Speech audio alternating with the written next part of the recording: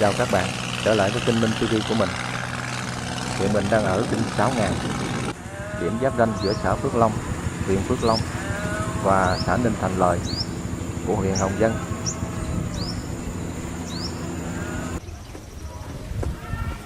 Đây là cầu treo 6000. Hôm nay mình mời các bạn đến với xã Ninh Thành Lời A và xã Ninh Thành Lời thuộc huyện Hồng Dân, tỉnh Bạc Liêu, trên tuyến đường bên kia sông.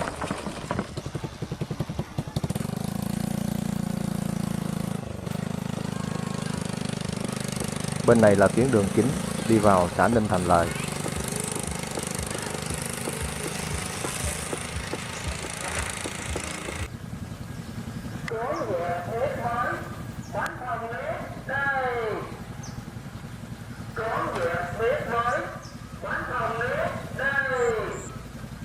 Và hôm nay mình mời các bạn đi trên tuyến đường bên này đến chợ Ninh Thành Lời.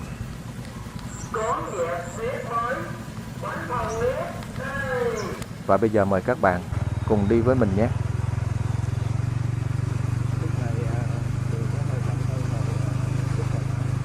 Từ kinh 6000 trên tuyến đường này đến chợ xã Ninh Thành Lợi là địa bàn của xã Ninh Thành Lợi A, huyện Hồng Dân, tỉnh Bạc Liêu. Tuyến đường bên kia sông là thuộc địa bàn của xã Ninh Thành Lợi. Con kênh Sáng Xã Thoàn là ranh giới hai xã Ninh Thành Lợi A và xã Ninh Thành Lợi, huyện Hồng Dân.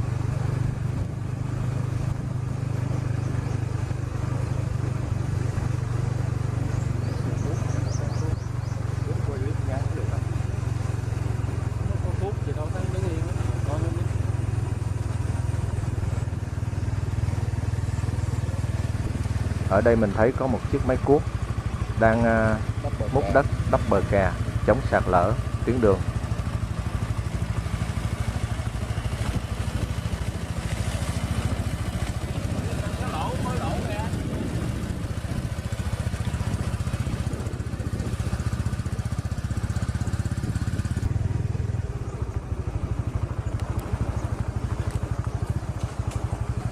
Ninh Thành Lợi A là một xã thuộc huyện Hồng Dân của tỉnh Bạc Liêu.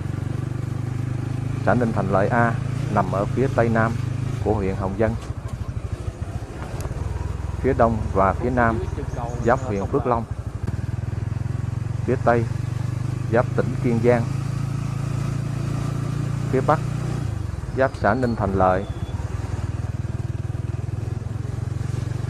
Xã Ninh Thành Lợi A gồm có 5 ấp là ấp Chòm Cao, Chủ Chọt, Nhà Lầu 1, Nhà Lầu 2 và ấp Thống Nhất. Xã Ninh Thành Lợi A có diện tích là 66,87 km².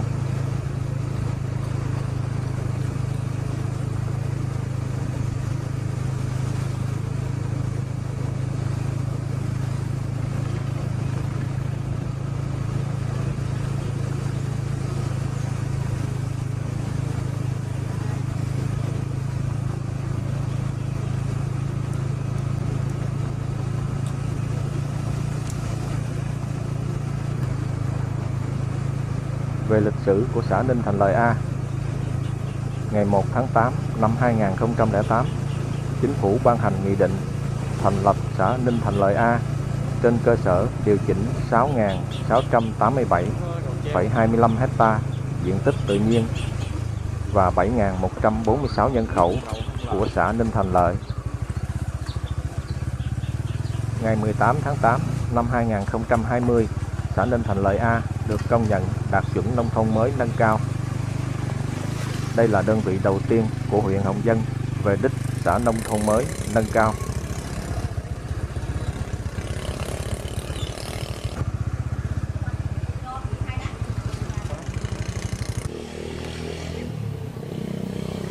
Đây là trường trung học Trần Kim Túc. Ngôi trường nằm trên địa bàn của ấp Thống Nhất, xã Ninh Thành Lợi A.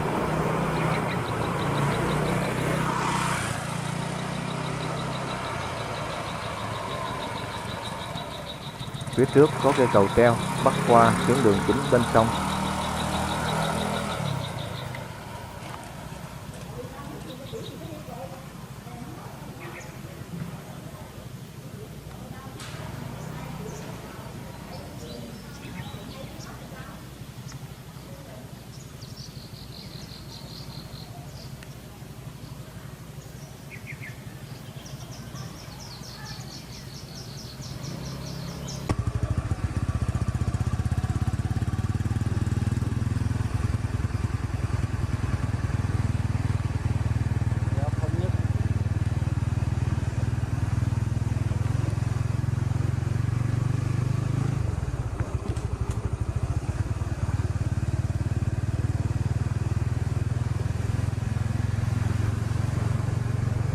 Hồng Dân là một huyện cách xa tỉnh lỵ Bạc Liêu gần 60 km, là huyện nằm phía bắc quốc lộ 1A, giáp ranh giữa ba tỉnh Sóc Trăng, Kiên Giang và Hậu Giang.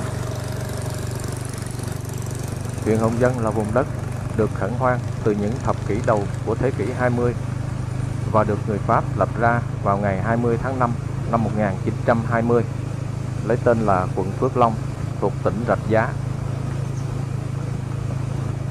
Đến đầu năm 1947, được chính quyền cách mạng đổi tên thành quận Hồng Dân, lấy tên đồng chí Trần Hồng Dân, bí thư quận ủy, đã hy sinh năm 1946. Đến cuối năm 1951, tỉnh Rạch Giá giải thể, huyện Hồng Dân sáp nhập vào tỉnh Bạc Liêu. Đến ngày 5 tháng 9 năm 1954, Bộ Chính trị Trung ương Đảng quyết định tái lập tỉnh Rạch Giá. Huyện Hồng Dân trở lại trực thuộc tỉnh Rạch Giá. Đến giữa năm 1957, huyện Hồng Dân sáp nhập vào tỉnh Sóc Trăng. Đến ngày 20 tháng 11 năm 1973, tỉnh Bạc Liêu được tái lập lần thứ nhất. Huyện Hồng Dân thuộc tỉnh Bạc Liêu. Đến năm 1976, tỉnh Cà Mau và tỉnh Bạc Liêu hợp nhất thành tỉnh Minh Hải. Huyện Hồng Dân thuộc tỉnh Minh Hải. Đến ngày 1 tháng 1 năm 1997, tỉnh Bạc Liêu được tái lập lần thứ hai và huyện Hồng Dân trực thuộc tỉnh Bạc Liêu. Ngày 25 tháng 9 năm 2000, Thủ tướng Chính phủ ký nghị định điều chỉnh địa giới hành chính huyện Hồng Dân để thành lập huyện Phước Long. Sau khi điều chỉnh địa giới hành chính năm 2000, huyện Hồng Dân có 7 đơn vị hành chính trực thuộc, gồm các xã Vĩnh Lộc, Ninh Thành Lợi, Lộc Ninh, Ninh Hòa, Ninh Quới A và thị trấn Ngan Dừa.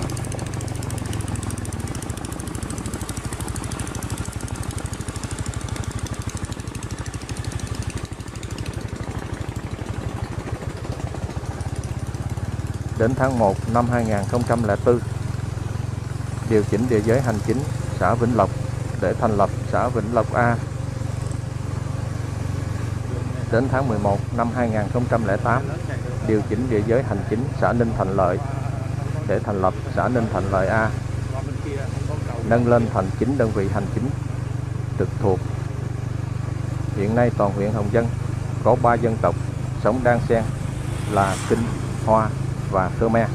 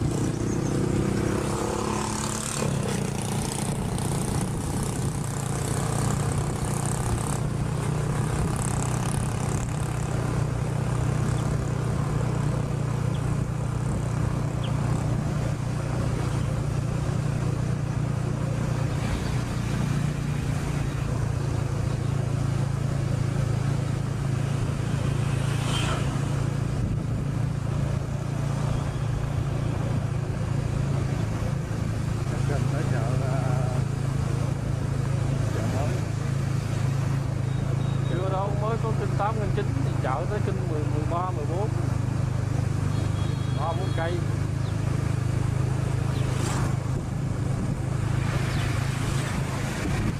Chưa tới kinh 10 ngang, ở đó mới kinh 10. Bên kia sông là cầu kinh 10.000.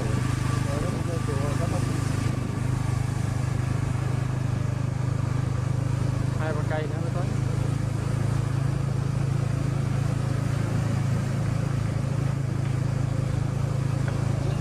Nhà ở đẹp quá.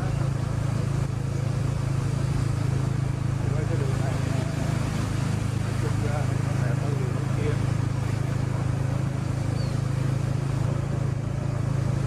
Nói rộng ra hai bên.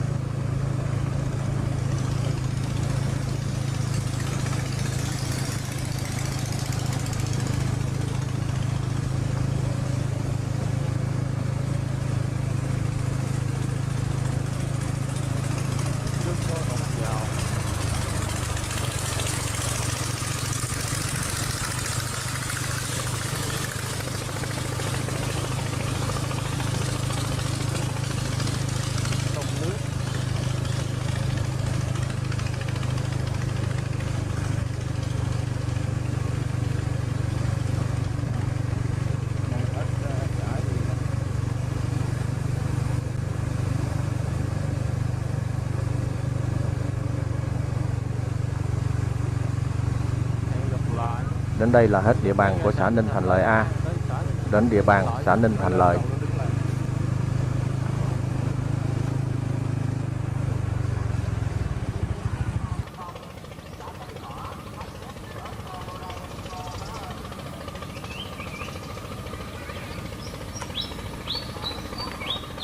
Đến đoạn này cả hai bên bờ tuyến đường đều thuộc địa bàn của xã Ninh Thành Lợi, huyện Hồng Dân, tỉnh Bạc Liêu.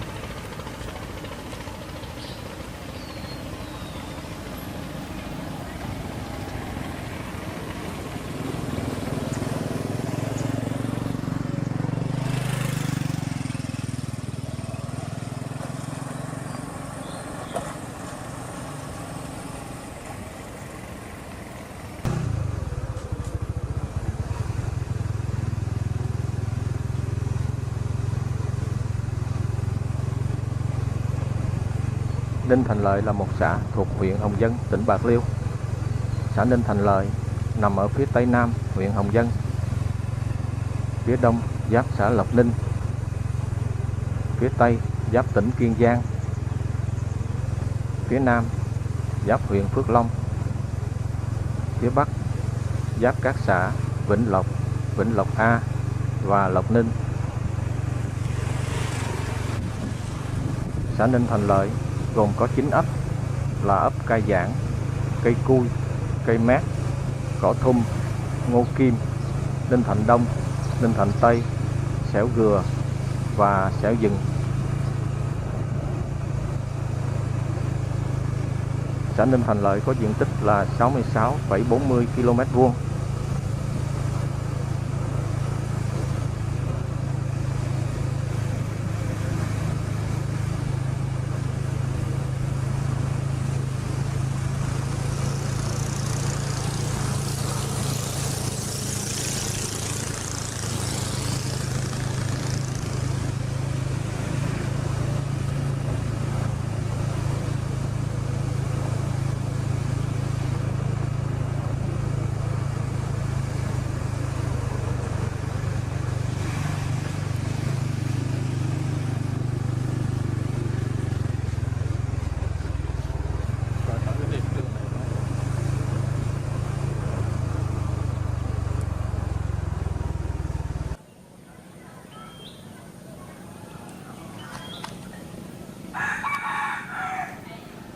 Đây có ngôi trường trung học Nguyễn Văn Huyên ở ấp Ninh Thành Tây, xã Ninh Thành Lợi.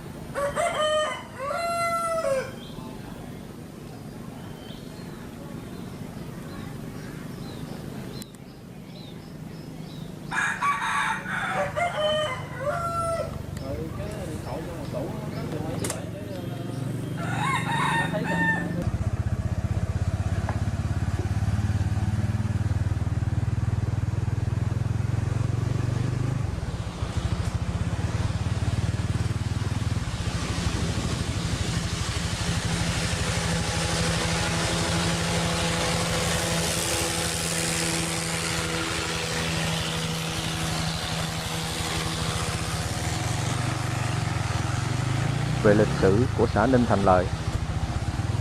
Năm 1958, xã Ninh Thành Lợi thuộc Tổng Thanh Yên, quận Phước Long. Sau năm 1975, xã Ninh Thành Lợi thuộc huyện Hồng Dân. Ngày 1 tháng 1 năm 1976, tỉnh Cà Mau và tỉnh Bạc Liêu tiến hành hợp nhất với tên gọi là tỉnh Cà Mau Bạc Liêu.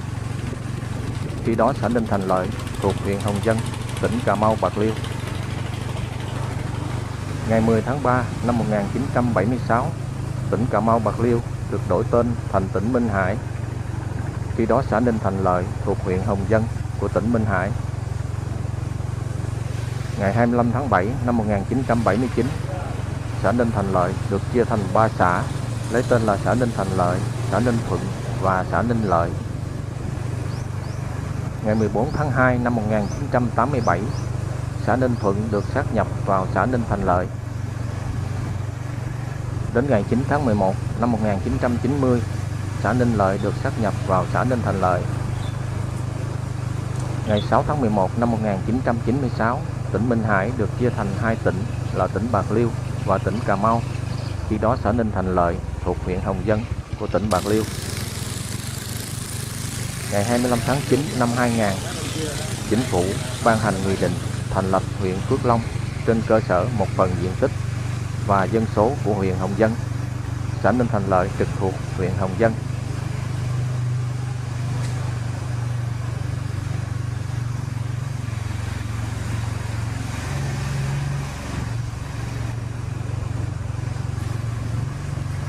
Đến đây là gần đến chợ xã Ninh Thành Lợi, huyện Hồng Dân. Ngôi chợ nằm phía bên kia sông.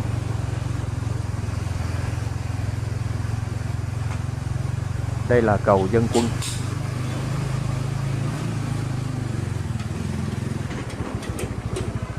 Đây là kinh Dân Quân. Đây là kinh Dân Quân đó hả? Tiếp đến đây là cầu trạm y tế của xã Ninh Thành Lợi, huyện Hồng Dân.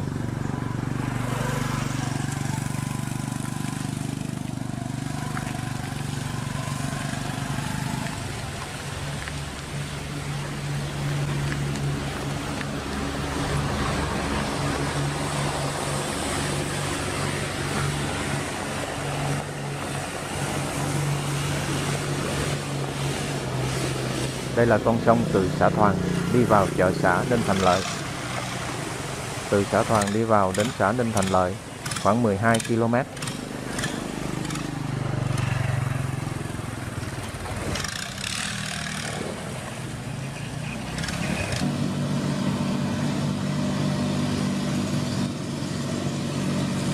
Hướng này đi về ngã tư Cạnh Đền ra Bình Thuận, Kiên Giang.